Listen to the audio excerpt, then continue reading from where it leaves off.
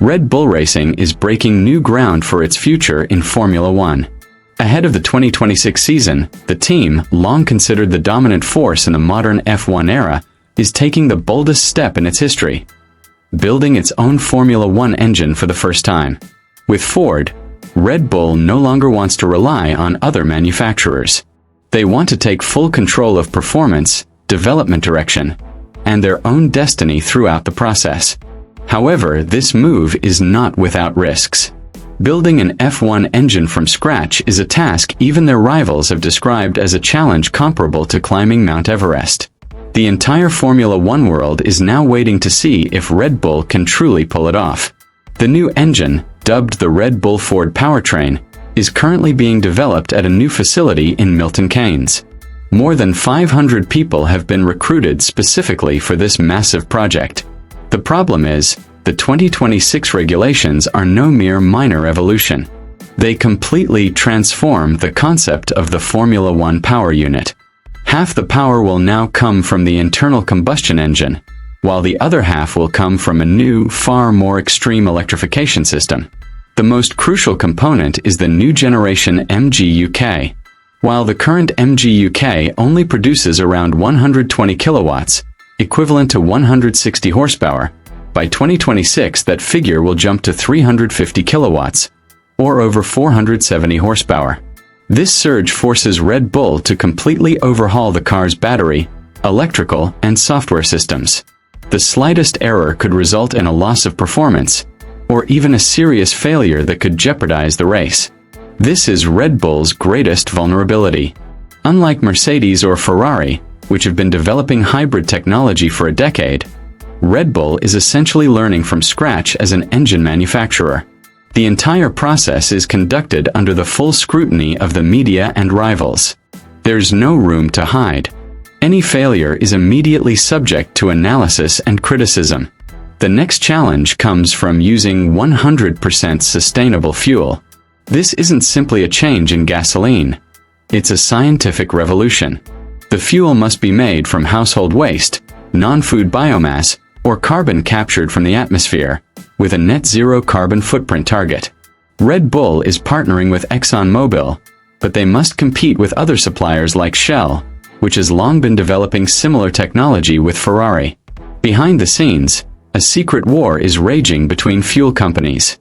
Small differences in chemical composition can result in significant power differences on the track. For Red Bull, the problem is further complicated by the fact that they are not only developing a new engine but also an entirely new fuel simultaneously. Bringing two projects of this magnitude together at once is a tremendous challenge. Because the 2026 engine is so different, Red Bull's next car, known as the RB22, will also be completely different.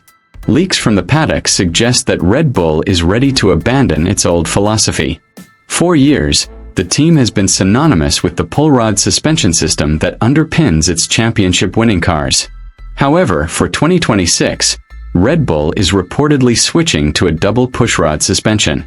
This change is not just technical, but a major philosophical shift. The pull rod system has allowed for a very clean airflow to the rear of the car. The pushrod system will alter that airflow pattern and force Red Bull to find new ways to generate downforce. This means Red Bull is abandoning its established approach and starting from a much riskier starting point. Even Red Bull's internal team isn't blind to this harsh reality.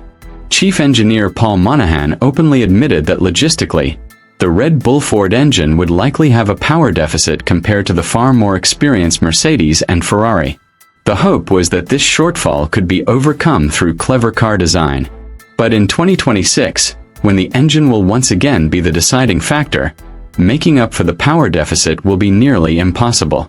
The FIA does provide a system of assistance in the form of additional testing time for lagging manufacturers.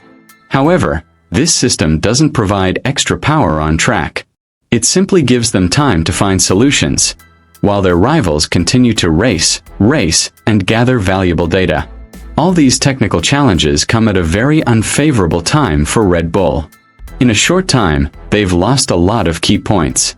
Adrian Newey, the mastermind behind all of Red Bull's championship-winning cars, has left. Helmut Marko, a key figure in Max Verstappen's career, has retired. Several other big names have also left, leaving a significant hole in the team structure. New team principal Laurent Mekies now has a heavy burden on his shoulders.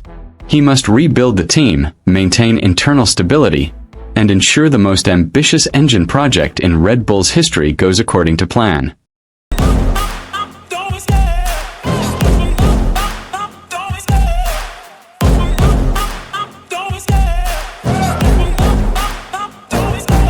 Love the chase and the hunt, and I set the pace when I'm running. I always take what I want and I always give it 100. Don't need a bank, no I'm funded. Play the game like it's nothing. I'm always thankful for something. Don't take for granted, stay humble. Now wake up!